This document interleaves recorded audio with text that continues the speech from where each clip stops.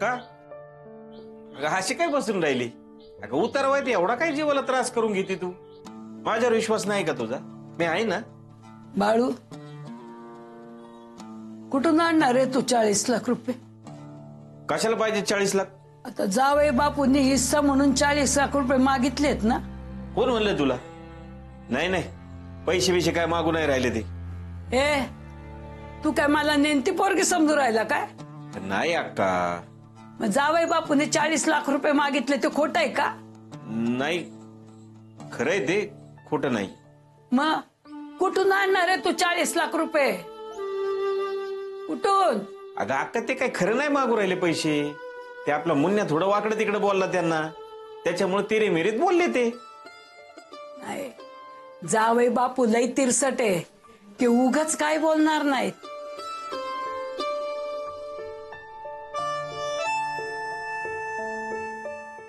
मी काढीन समजत त्यांची, तू नको काळजी करू.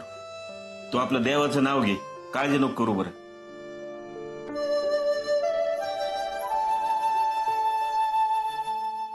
पण 40 लाख ही काय कमी किंमत नाही बाबा. बघू करल काहीतरी. तू करशील रे, पण आपली माणसं तुटू राहतील, एकमेकापासून लांब जाऊ राहतील. आतापर्यंत जपलेली आपली अब्रू चव्हाट्यावर येईल. हे मला नाही रे सहन होणार. तू लय पुढचा विचार करू राहिले अक्का. पण आपल्याला निकम गुरुजींनी दिलेली शिकवण ती तर सगळी माती मोल होऊ राहिली. आपल्याच घरातले असे वागू राहिले तर बाहेरचे लोक काय म्हणतील? तसं नाही होणार अक्का काही.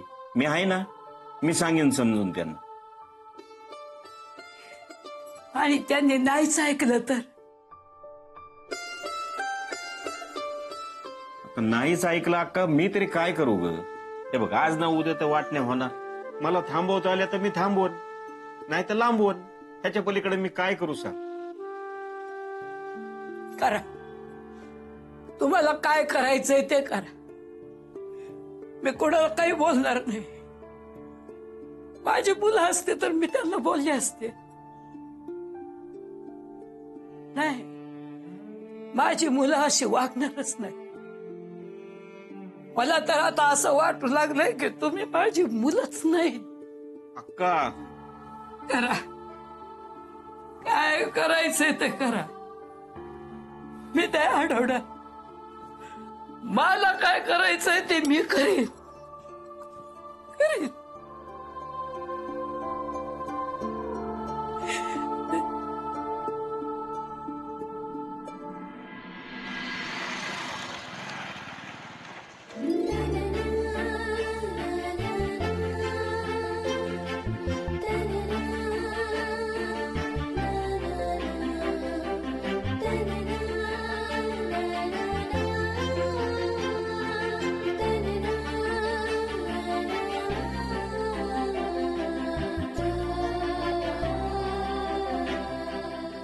पूर्वा, तर तुझ्या डब्यात थोडे वडे भरून घे बरं पटकन, आणि ठेवा का बाजूला.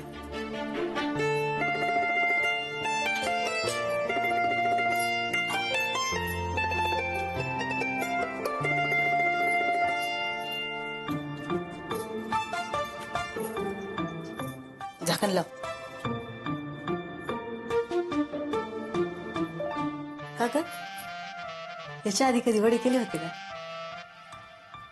नाही, पण करेल आता. कसं काय? तर तुमचं बघून बघून शिकेन आणि करेल. सांभाळून बरं का, तेल बिल उडायचं अंगावर. तो मुन्नी आला ना तर मलाच बोलन, माझ्या बायकोला काम सांगते म्हणून. हो आई, हो ते काही नाही बोलत. माहिती आहे का मला, उगी गंमत केली तुझी. बरं ते जाऊ दे, तू खुश खबर कधी देणार आहे आम्हाला?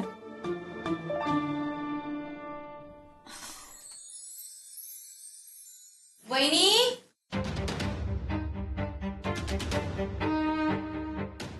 अगं जाऊ नको, लसूण सोलला.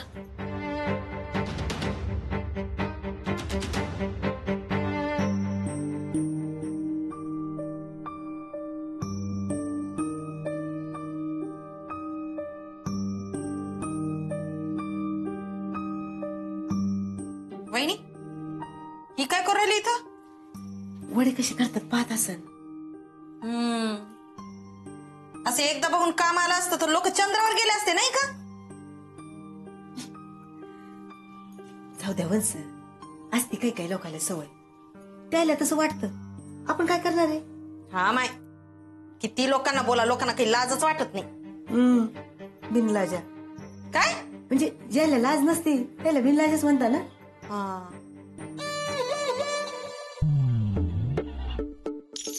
ए, दात काहीच करू राहिली का तू? हा, तुझा स्वयंपाकाचा तास आहे?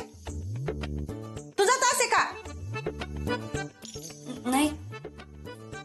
म्हणी वहिनी बाहेर काढ हिला. ए बिनलाजे, बाहेर वय आधी. आणि थांब, रिकाम्या हाताने कुठे चालली? तो डब्बा घे ना तुझा. पुन्हा म्हणशील माझं हे राहिलं ते राहिलं.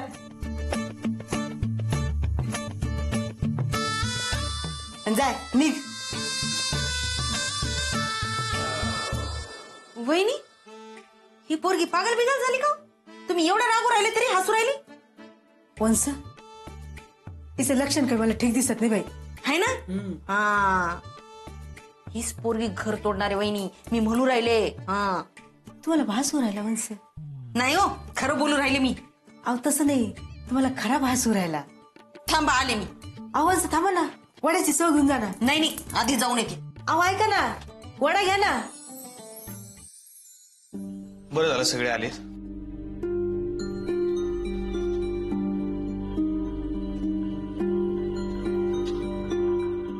एवढं सगळ्यांना बोलवलं काही महत्वाचं होतं का? हा मग मग आपण आपलं बोललो असतो की. आपण आपलेच आहे सगळे, दुसरं कोण आहे? नाही म्हणजे आपण दोघं बसून बोललो असतो. सगळ्यांना बोलवायची काय गरज होती? दादा अरे सगळ्यांनाच कळलं पाहिजे ना काय चाललंय ते. अरे पण काय आहे? म्हणजे सगळ्यांना कळलं पाहिजे असं काय? पण मी म्हणते आपण आपले असतात परक्यांना कशाला बोलवायचं इथं? मला जर बोलावलंय ना तर या पण येतील. यांना पण कळायला हवं सगळं.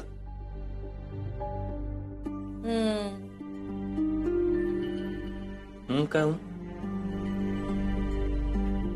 आणि अशी कोण पाहू राहिली? अशी काय पाहू राहिली म्हणजे? मला काय चोरी काय पाण्याची? हा, माझं घर आहे, माझे डोळे, मी कुठेही पाहिन. नाही चोरी नाही आहे, पण मला माहिती आहे तू अशी कोण पाहू राहिली. मला काही फरक पडत नाही आत्या. फरकाच्या गोष्टी तू नको सांगू. फरक पडतो म्हणून तमाशा करू राहिला तू. मी तमाशा नाही करू राहिलो, मी शांतपणे बोलू राहिलो. हा, शांतपणे. मला काही कळत नाही काय कोण तमाशा करू राहिला मग आता? सुनील, तू इथं काय सगळ्यांना भांडायला बोलवलंय का? ए चारे खाली बस. गप राही जरा. अरे भांडण नाही रे दादा, ते प्रकाशराव वाटण्या मागू राहिले.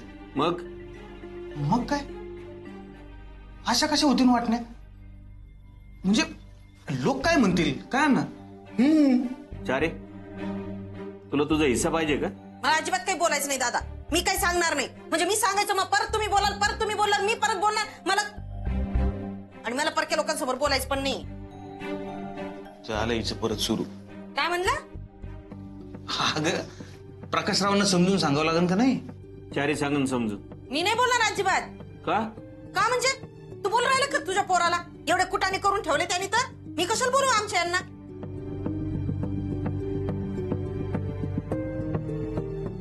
सुनील, तू सांग समजून प्रकाशरावांना. मी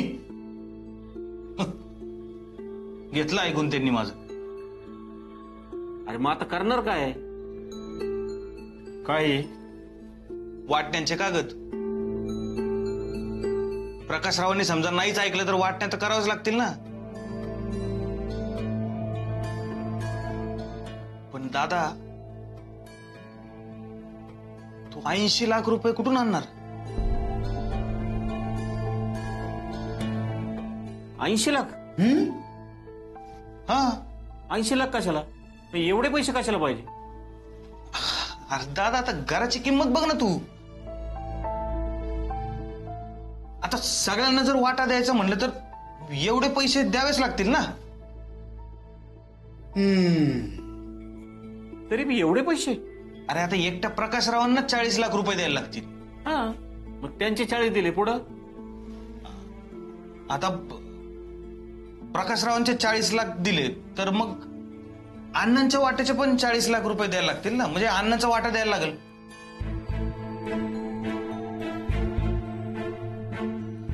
आता सगळेच वाटा घेऊन राहिले तर मग आम्ही पण आमचा वाटा घेतो ना.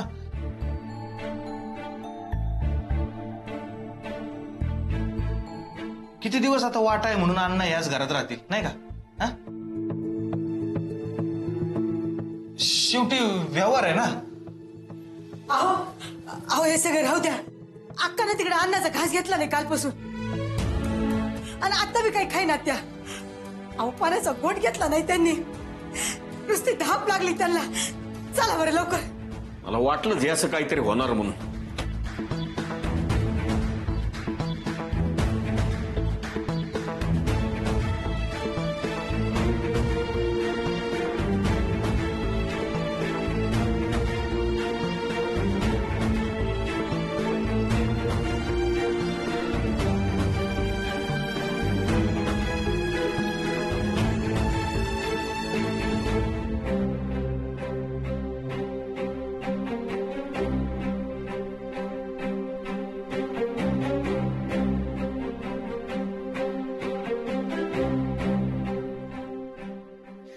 आजींना जरा जास्तच अशक्तपणा आलाय.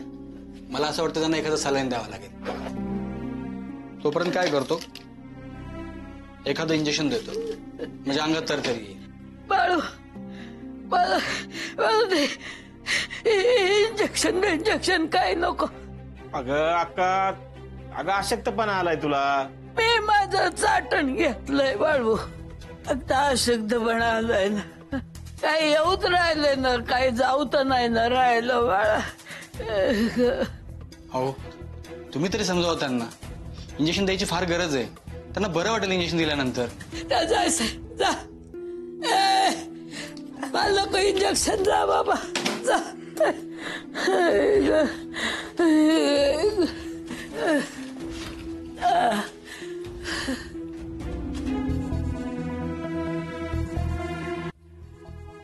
डॉक्टर सॉरी बरं का, आमच्या अक्काचं बोलणं मनावर नका घेऊ. ही तुमची फीज. It's okay. पेशंटची काळजी घ्या पण. डॉक्टर पण बरी होईल ना ती.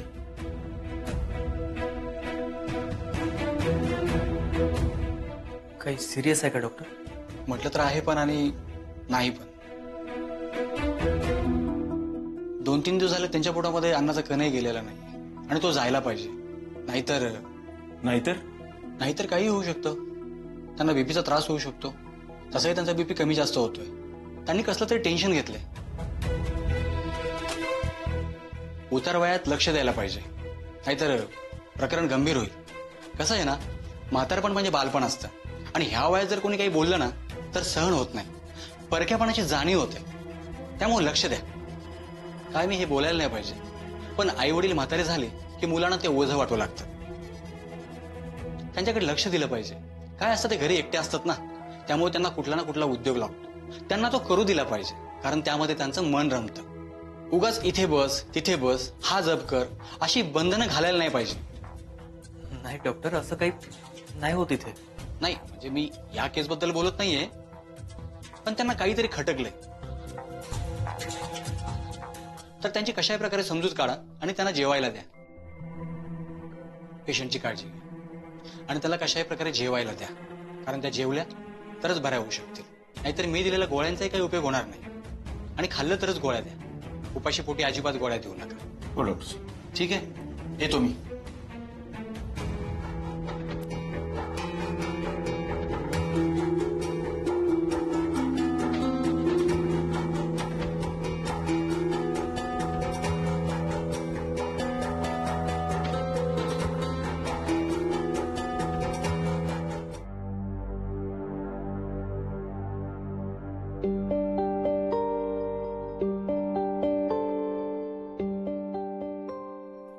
वहिनी, आता आपल्याकडे लाईट गेली ना रात्री, तर अंधारच पडायचं नाही घरात. वंस असं कसं बोलता तुम्ही? औराच्याला लाईट गेल्यावर अंधार पडायलाच ना. वहिनी, काही लोक शिकून दिवा लावणार आहेत ना, मग अंधार कसा पडल? हा,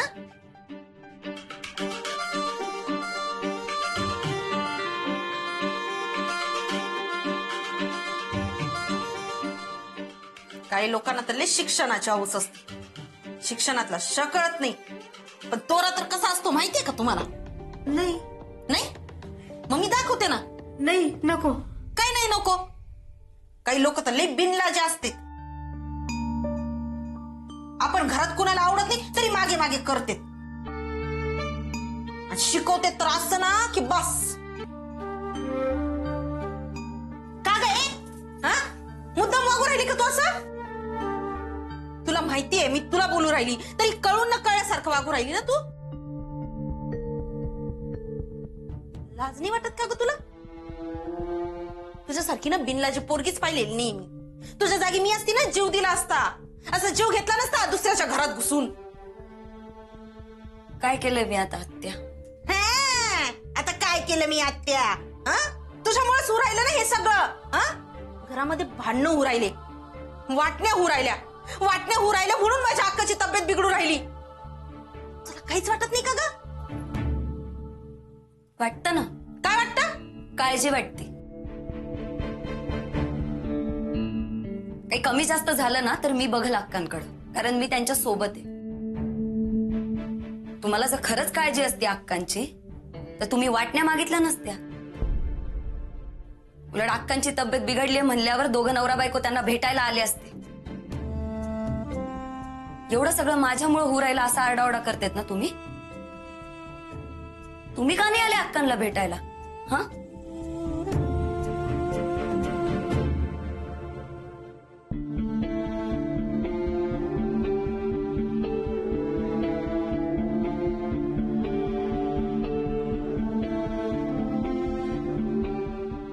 पूर्वा, अगं तू अशी कोण भांडू राहिली? एक वेळ बरं वाटलं, पण हे चुकीचं आहे ग, असं बोलू नये. आई, मी मुद्दाम भांडणं काढू राहिली. आता तुम्हीच सांगा, चारू आत्यांना जर मी म्हणलं असतं का अक्कांची तब्येत बिघडलीये, तुम्ही दोघ जण या, त्यांना भेटा, त्यांच्याशी बोला, त्यांना बरं वाटन, तर आत्यांनी ऐकलं असतं का? नसतं ऐकलं. अगं पण आई, बाटलीतनं मध काढायचं असेल ना तर बाटली वाकडी करावी लागते. तुम्ही आता बघाच चारू आत्यांकडे, त्या प्रकाश मामांना घेऊन येतील.